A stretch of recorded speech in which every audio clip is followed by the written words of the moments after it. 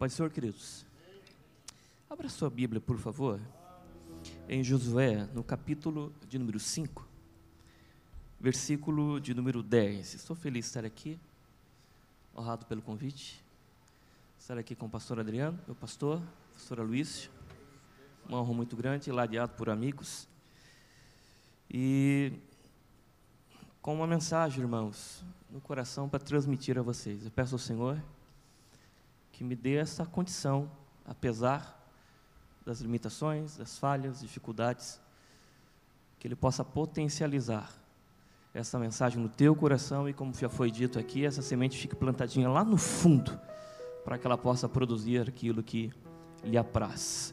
Quem crê em milagres aqui pela palavra nesta noite?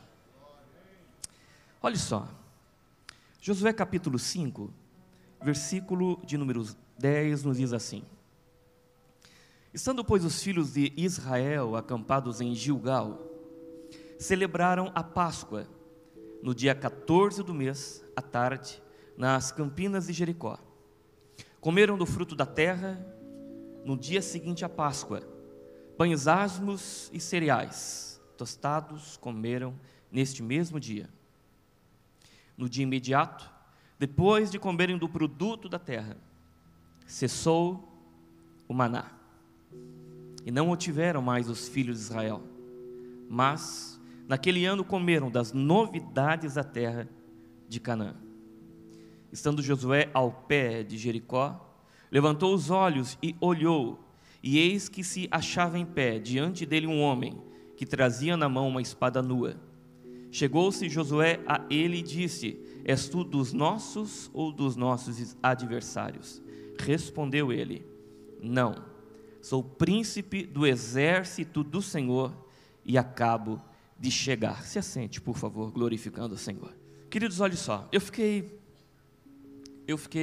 agora à tarde, quando fui convidado para estar aqui, pedindo ao Senhor uma palavra que viesse de fato da parte dele. É muito fácil quando nós, é mais fácil quando nós somos convidados para um evento onde tem um tema, ou quando lecionamos a IBD, ou estamos num seminário, porque isso nos vem pronto. Mas quando se trata de uma pregação, de uma mensagem, ela tem que ter um tom profético, porque nós precisamos entender do que está aqui, qual é a vontade de Deus específica para os nossos corações, porque você veio aqui nesta noite, e Deus sabe a necessidade que você tem, e talvez você esteja no limiar de uma decisão, e essa mensagem pode ser um fracasso ou uma derrota, pode te motivar ou desmotivar, pode ser a palavra de Deus ou um silêncio, mas eu tenho certeza que nessa noite Deus falará ao teu coração. E o Senhor me trouxe para esse texto, aparentemente complexo, que fala de um momento muito específico de Israel, em que Israel, tendo caminhado 40 anos no deserto, você conhece a história, saído lá do Egito, cerca de 2 milhões e 500 bilhões de pessoas, 2 milhões e 500 mil pessoas, diz a Bíblia que nós tínhamos em torno de 600 mil homens de guerra. Eles caminham 2 anos até chegar então no Sinai. No Sinai recebem ali a lei de Deus, recebem ali as ordenanças, o projeto do tabernáculo, 2 anos para que Deus pudesse então estabelecer uma identidade jurídica por meio da lei, trabalhar nesse povo, deixar claro o propósito dele a eles, e dali eles caminham até Cádiz Barneia, que fica ao sul de Israel, a apenas entre 16 e 20 dias de Israel, de Canaã, da terra prometida. 2 anos de caminhada no deserto, vendo a ação de Deus, o milagre de Deus, a provisão de Deus, Deus agir. E entre essas ações, algo que é muito conhecido, que é a provisão de Deus através do maná. Algo que caía todos os dias, exceto no sábado, algo que era como flocos, como geada posta, algo pequeno, redondo, diminuto, esbranquiçado. E este alimento, que diz a Bíblia que tinha gosto de bolos de mel, e para isso era usado, para fazer bolos, esse elemento que ali caía e que eles escolhiam era o alimento celestial que Deus os enviou no meio do deserto. Quem está entendendo, diga amém. 2 anos, Deus estabelece o seu cuidado, os seus milagres, o sobrenatural era visto. E o maná, para além de alimento, simbolizava o cuidado de Deus, a soberania de Deus em relação a Israel, na provisão, na segurança. Tinha todo um significado este maná, além, é claro, de mantê-los de pé enquanto povo, enquanto uma nação que está em busca da concretização do projeto divino e do próprio anseio do povo, que era ter uma terra para si. Em Cádiz Barneia, Moisés está ali e separa entre o povo 12 príncipes, homens de guerra, homens preparados, homens que se destacavam dentro das suas tribos. Dentre esses 12 homens, nós temos 2 homens muito conhecidos, que são Josué e Caleb. Esses homens então saem de Cádiz Barneia e vão então até Canaã, e ficam ali 40 dias espiando a terra, para tentar entender, compreender a melhor estratégia para então tomá-la. 40 dias se passam, eles veem que tudo aquilo que Deus falou em relação àquilo que seria de fato, e Canaã pode ser com os próprios olhos, não só visto, mas eles provaram das delícias da terra e viram que era uma terra que manava leite e mel. Eles vêm com a notícia, vêm caminhando nesses dias de peregrinação, novamente até Cádiz Barneia, onde o povo estava acampado. Só que o que era para ser fé, o que era para ser uma palavra positiva, o que era para ser um caminhar entusiasmado, que viesse a entusiasmar, empolgar e motivar o povo, vai se tornando em lamento, vai se transformando em dificuldade, em problema, em dúvida, em medo, em um certo constrangimento até, porque eles teriam que chegar diante de Moisés e dar o relato. E nós conhecemos a história, 10 deles dão um relato negativo. Eles constatam tudo aquilo que Deus havia falado, que os esperava, mas eles viram ali, além da bênção e a ação de Deus, também os gigantes, e isso os deixou amedrontados. Não obstante a isso, Josué e Caleb tentam estabelecer um veredito, mas o coração do povo já estava inflamado por essas más notícias, a ponto de contaminar todo o arraial. E Moisés agora, sob a direção de Deus, ter que, a 16 dias da promessa, transformar aquilo em uma que seria uma das grandes vergonhas ou decepções, uma maldição inclusive para o povo de Israel, que a 16 dias da bênção teve que caminhar mais 38 anos no deserto, completando assim 40 anos de caminhada, que foram os 40 dias que os espias levaram para ir a Israel ou Canaã e voltar. Quem está entendendo, diga amém. Pois bem, irmãos, passaram os 40 anos, os irmãos conhecem a história. Josué lidera o povo, Moisés fica no Monte Nebo, não pôde entrar porque fere a rocha, agiu de uma forma que Deus disse para não agir. Ele se excedeu, pecou, errou por excesso, tentou, mas os fins não justificam os meios, e falhou. E pela sua posição de liderança, Deus cobra dele, ele não pode entrar. Mas olha, Canaã, a terra prometida lá de cima do Monte Nebo, e Josué agora tem a responsabilidade de levar após si todo aquele povo. Só homens, pelo censo que foi feito em números, mais de 600 mil. Tenta imaginar a multidão que era. Eles atravessam o rio Jordão, e o texto diz que eles atravessam o rio Jordão em tempo de cheia, o que parece no momento um grande obstáculo, e que Deus não programou muito bem esse calendário da tomada de Canaã. Eu acho que Deus esqueceu que era tempo de cheia, porque eles chegaram ali e o Jordão estava cheio pelo derretimento da neve lá do Monte Hermon, e agora aquilo era só água, havia espaços como deltas que estavam totalmente tomados pelas águas. Eles chegam até ali, Josué lembra de que já havia um milagre, e essas memórias são recompostas, porque eles passaram pelo meio do mar, então Deus haveria também de dar a condição deles passarem por meio do Rio Jordão, e isso acontece porque as águas param, eles atravessam em pés enxutos, e agora, irmãos, imagina a alegria deles de pisar em Canaã, na terra prometida. Quantos estão com essa esperança, expectativa, desejo e já estão vivenciando isso? E aqui nós chegamos no cerne, irmãos. Todo esse contexto é para dar conta de que agora eles se acampam em Gilgal, nesta região. É uma região não muito extensa, é muito complicado falar, né, de Gilgal, porque hoje nós não a temos, mas eles se põem ali à margem do Jordão, algo que dê como lugar habitável, como 50 quilômetros, no máximo é isso, por 10 a 15 quilômetros, nós teríamos talvez aí 500 quilômetros quadrados de espaço para que mais de 1 milhão de pessoas, certamente quase 2 milhões de pessoas se assentem. Isso é pouca terra para muita gente. Eles estão ali, se assentam, se alargando talvez para outros espaços, e aquilo, irmãos, que parecia dificuldade, problema, uma falta de soberania de Deus e de cuidado, que era passar o Rio Jordão em tempo de cheia, se mostrou depois como a solução de um grande problema, porque quando as águas baixam, o solo já está fertilizado pelos sedimentos que ali ficam.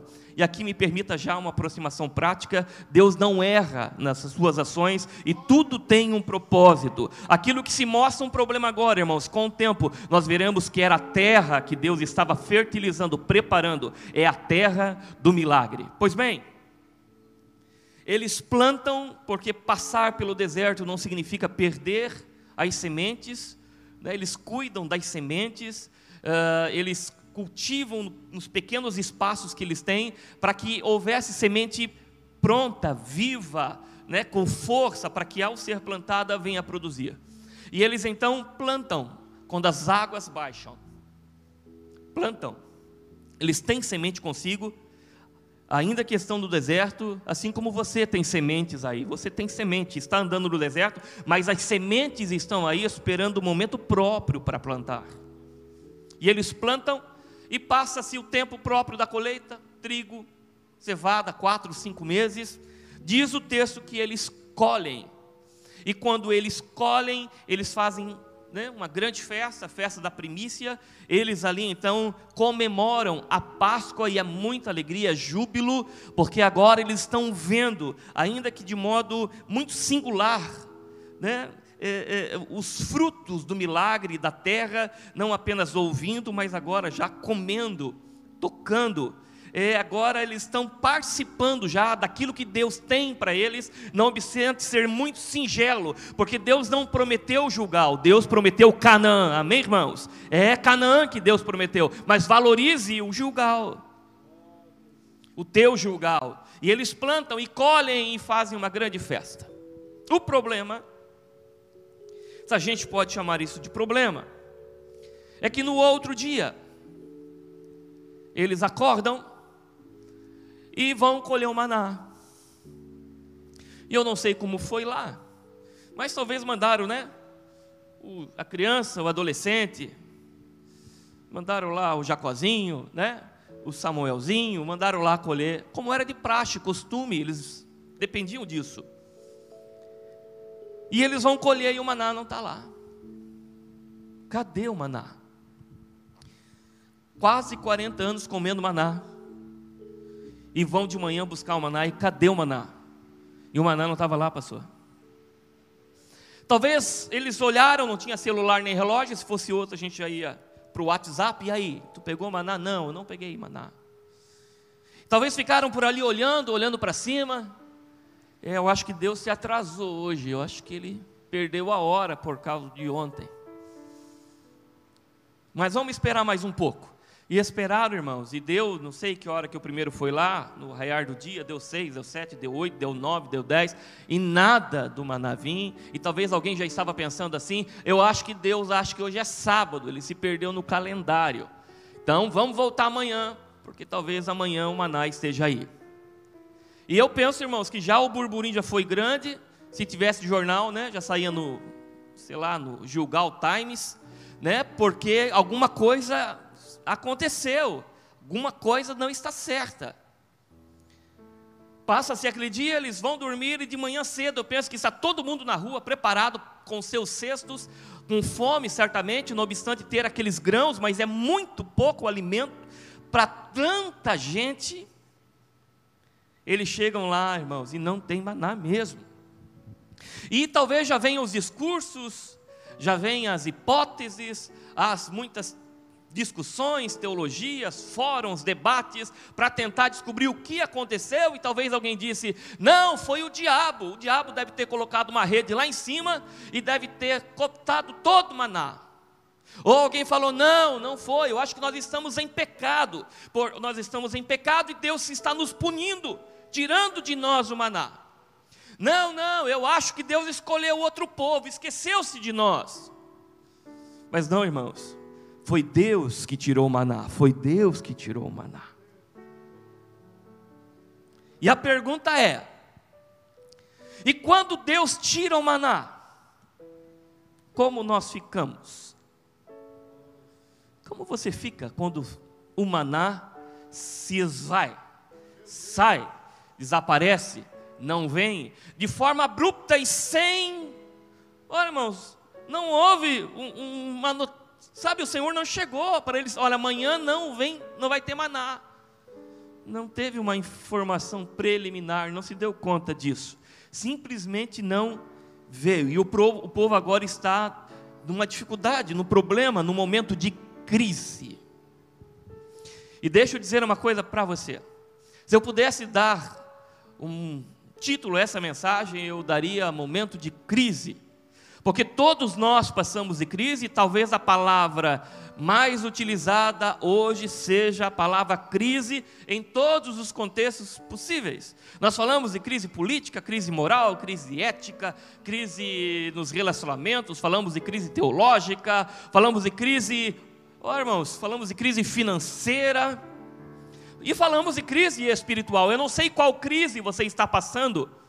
Eu não sei, mas no mundo corporativo, quando se fala de crise, a palavra crise é traduzida como oportunidade, porque no momento de crise, irmãos, quando nós não temos não temos outra alternativa a não ser caminhar, é que o milagre acontece, é que as coisas de Deus acontecem, e às vezes Deus nos permite,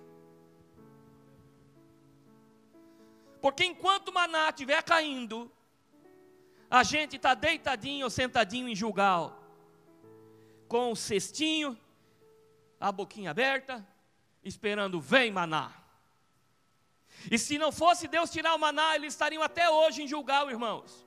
Mas Deus tinha uma promessa, e era necessário eles passarem por aquilo. Quantas pessoas em momento de crise, desemprego, por exemplo, isso aconteceu comigo. O momento de dificuldade, como o desemprego, quando se viram diante do caos, o que eu vou fazer amanhã? Tiveram que olhar para si mesmo, para as próprias mãos e dizer, sou eu ou sou eu? Olha para a esposa, olha para os filhos. E no meu caso a minha esposa estava grávida, e eu tive que dizer, o que eu tenho? Eu tenho um alicate, uma chave de fenda e uma bicicleta.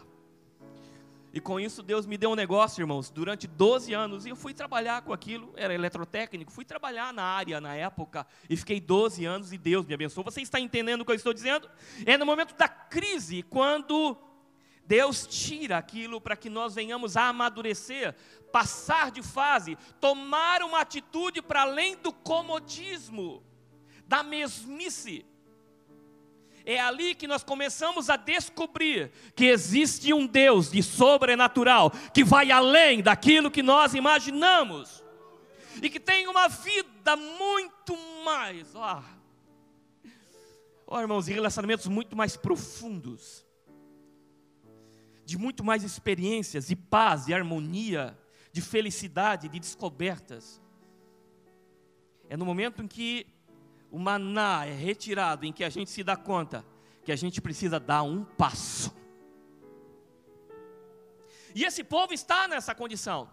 E é certo que você pode dar 3 respostas à falta de maná. E eu estou falando a pessoas hoje aqui que estão em crise. Eu não sei se você está desempregado, eu não sei qual é a sua situação, se na empresa você está passando alguma dificuldade lá, se as coisas não estão no lugar, talvez você está se sentindo desconfortável, eu não sei o que está acontecendo. O que eu sei é que você precisa tomar uma atitude, e você vai tomar uma atitude certa nesta noite, diante do Senhor. Crise é oportunidade.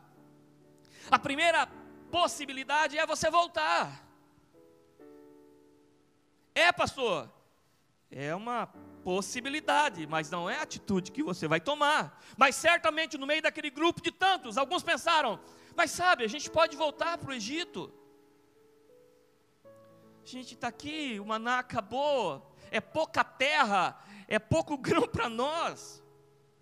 Vamos voltar, vamos chegar lá para o faraó, não obstante 40 anos ter passado, vamos chegar lá e vamos dizer assim, olha, nós nos enganamos, nós somos ludibriados, enganados. O Moisés tinha um papo bom, então ele nos enganou, nós devíamos ter ficado aqui comendo cebola, alho, e ficar aqui mesmo, aqui juntando terra, barro com palha, e trabalhando. Quantas pessoas voltaram, irmãos? Voltaram lá, serviam ao Senhor, adoravam, exaltavam, e voltaram lá para ser escravo novamente do diabo. Quantas pessoas talvez estejam aqui, e Deus está trabalhando e falando ao teu coração, pensando, hoje é o último culto. Quantas pessoas estão dizendo, eu vou desistir do meu relacionamento, mas Deus está falando para você, não é tempo de voltar. Você não pode voltar. Hebreus capítulo 10 diz que nós não somos aqueles que retrocedem. Talvez você precisa nessa noite de perseverança, mas Ele vai te dar fé nessa noite, para você caminhar. Voltar não é uma alternativa. Ele não te chamou para caminhar até aqui e para voltar com a cabeça baixa, com cara de derrotado. Você vai caminhar com a cabeça erguida para frente, porque a promessa não é o Egito, é Canaã. Quantos pensaram? Isso era próprio daquele povo, irmãos. Eu não sei que gosto que eles tinham de tanta cebola e de tanto alho. Eita gosto, né?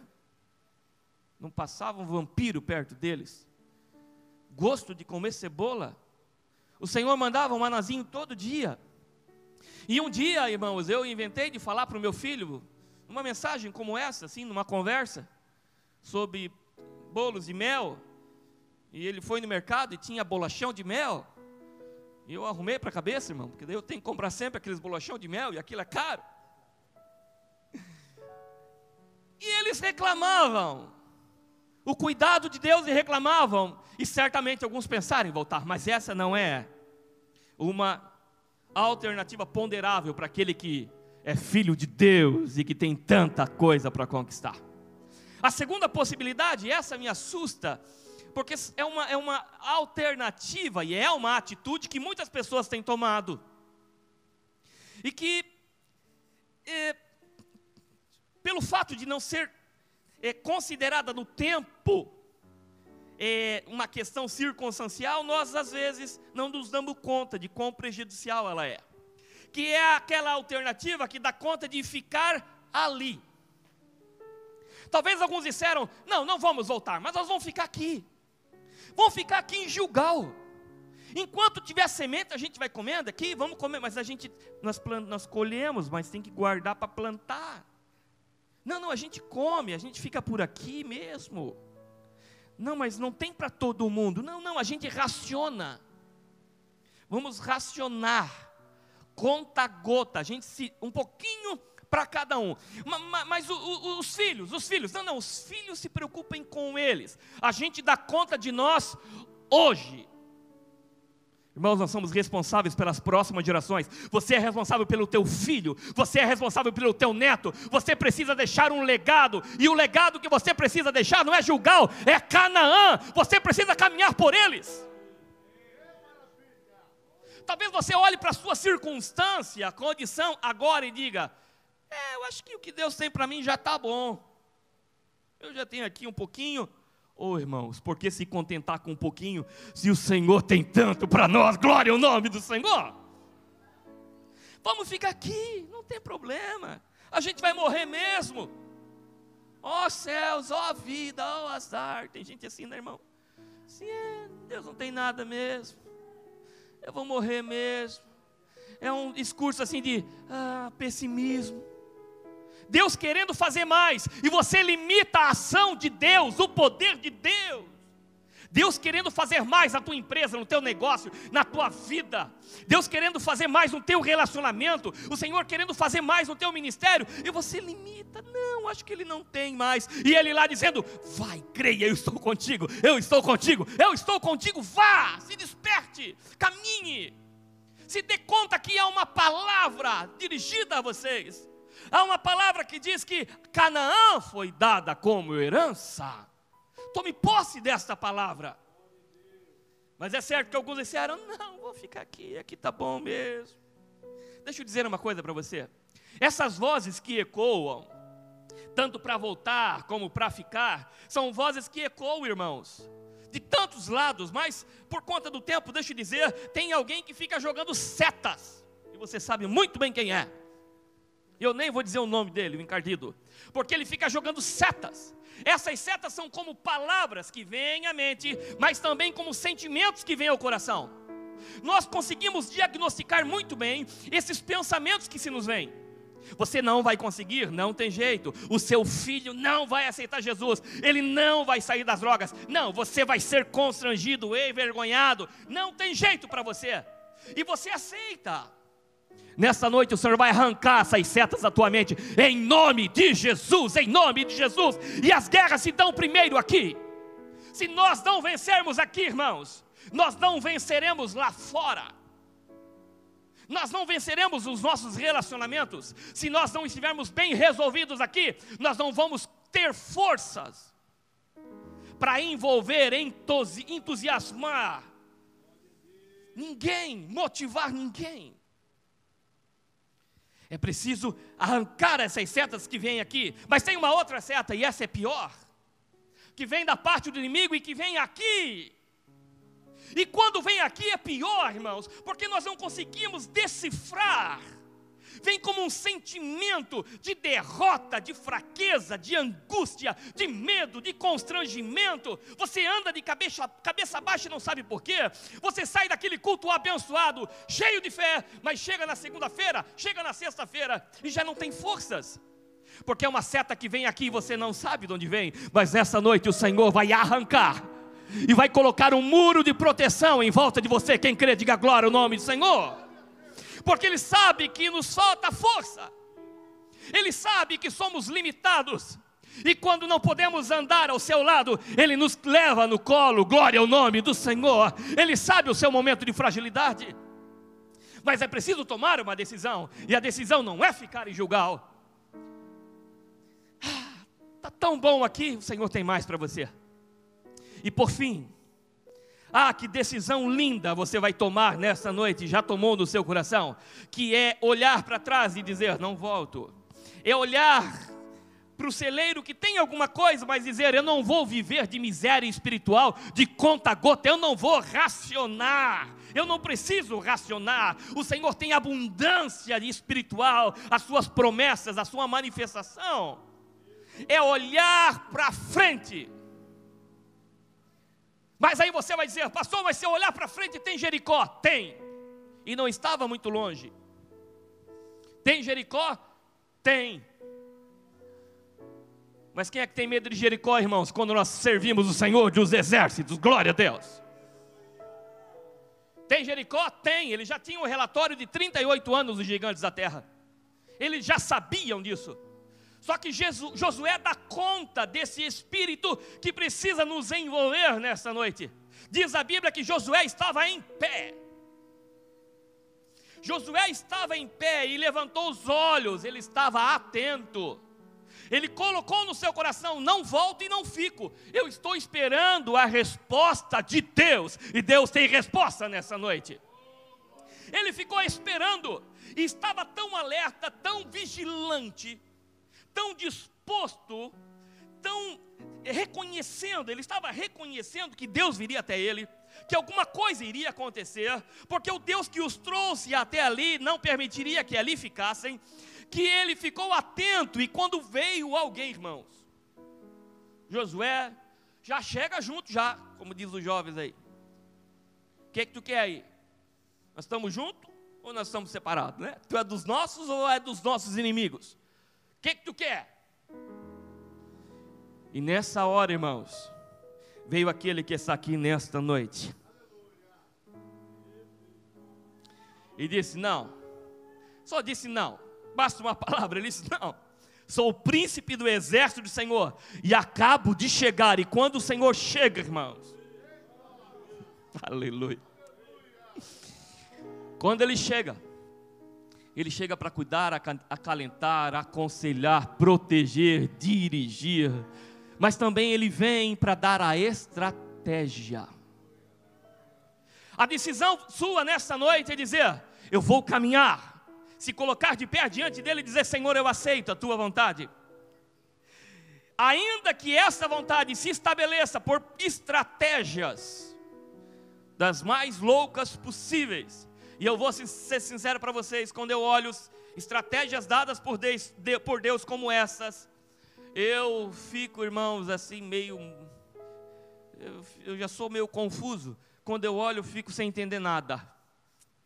Porque o Senhor poderia simplesmente, com uma palavra da sua boca, colocar por terra, irmãos, os muros de Jericó e dar nas suas mãos. Mas Deus quer que nós vivenciemos o milagre. Deus quer que nós cooperemos com Ele para o milagre. Ele vai usar o que você tem. Ele vai usar quem você é, para que você venha valorizar o milagre e possa testemunhar daquilo que você vivenciou. Quantas pessoas perdem a oportunidade da experiência, desistem tão facilmente, e é isso que fica como legado, irmãos. É isso que, passando tanto tempo, nós vamos contar para os nossos filhos, os nossos netos, e vai ficar como uma ação de Deus que se manifesta e se manifestou. Deus disse: ei, vocês vão, e vocês vão dar 7 voltas. Vocês conhecem muito bem a história. Mas é 7 voltas com uma bazuca? Não. Uma R-15? Também não. Um tanque de guerra? Não. Vocês vão caminhar. Vocês vão caminhar. Mas não tem lógica. É esse o Deus que nós servimos, irmãos. E você acha que Deus age através de estratégias loucas? Bem-vindo ao clube, porque Ele usa as coisas loucas desse mundo para confundir as sábias. Não fique tentando enlatar a ação, estratégia, sabe? Não queira dizer como Ele deve fazer. Jó passou quase 37 capítulos tentando ali, né, discutindo com Deus, tentando ali convencer Deus. Se eu estivesse, se fosse eu. Aí o Senhor diz: ei, vamos conversar nós dois então. Onde é que tu estavas? Você está entendendo, irmãos? Deus vai te dar a estratégia, por mais louca que seja, e você só vai dizer: Senhor, eu aceito, porque se vem de ti, Senhor, o final, Senhor, vai ser poderoso. E no 7º dia, eu fico imaginando, William, irmãos, o povo de Jericó lá em cima do muro, pastor, olhando, pegaram muito sol na cabeça. Pegaram, estão com febre. Não pode, deve ter pegado uma epidemia aí. Acho que esse maná aí que, né, dava anticorpos. Eles acabou o maná, estão morrendo. 7 dias andando em volta, irmão. E no 7º dia, 7 voltas. E depois começaram a cantar e adorar e fazer barulho. E quando eles acharam que aquilo era a maior loucura, viram ali a ação e o sobrenatural de Deus, porque os muros caíram. E quando os muros foram derribados, eles conquistaram. E foi o primeiro passo, irmãos, para um grande milagre que se estendeu de tempo em tempo, a momento, porque também é gradativo, para que tudo se manifestasse conforme a promessa ipsis liter de conquistar, de conquistar, de conquistar, de conquistar. Eu gostaria de orar por você nessa noite. Fique de pé, por favor.